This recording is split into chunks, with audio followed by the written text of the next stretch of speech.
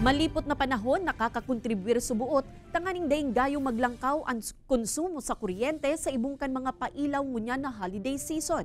Alagad singil na power rate kan Kasureco 2 mas malangkaw pa sigun sa kooperatiba.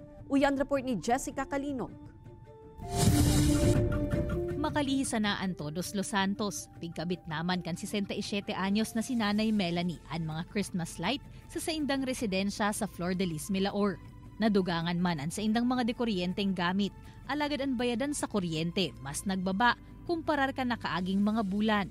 Dahil man nagayo yan makonsumo, tapirang oras man lang po baga kaya ang ginagamit mi. Dahil man itong mga 6 hanggang mga 9, okay na lang yan. Tapos ang iba, mga solar talaga po ang gamit mi. Solar and Christmas lights na nakakabit sa mga pananom sa luwas kan sa indang residensya. Kaya day naman subuot nagagamit panin kuryente. Apwera pa kaini, malipot naman ang durus pagkabanggi kaya day naman sindagayong nagpaparagamit nin electric fan.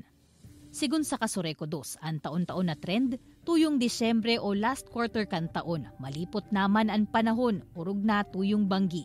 Asin ini, dakulang kontribusyon man sa medyo hababa na konsumo ngunyan in kuryente. Alagad sa ibong kaini, ang pigkakampanya kan kooperatiba, magtipid man giraray ang publiko sa pagkonsumo nin kuryente. Dawa nagbaba po si demand ninda pagkabanggi kang paggamit ng kuryente, pero halangkaw itong naidadagdag na konsumo pag abot po duman sa peak load hour puon po alas 6 ning banggi hanggang alas 9 ning banggi, which is yaw na po dyan si mga ginagamit nilang mga pailaw.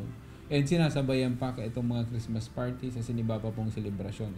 Kung sa supply nin kuryente, supisyente pa subuot ini para sa Kasureco 2 sigun kibukay. Alagad ang taripa sa kuryente, piglalaumang malangkaw pa antes ang Pasko.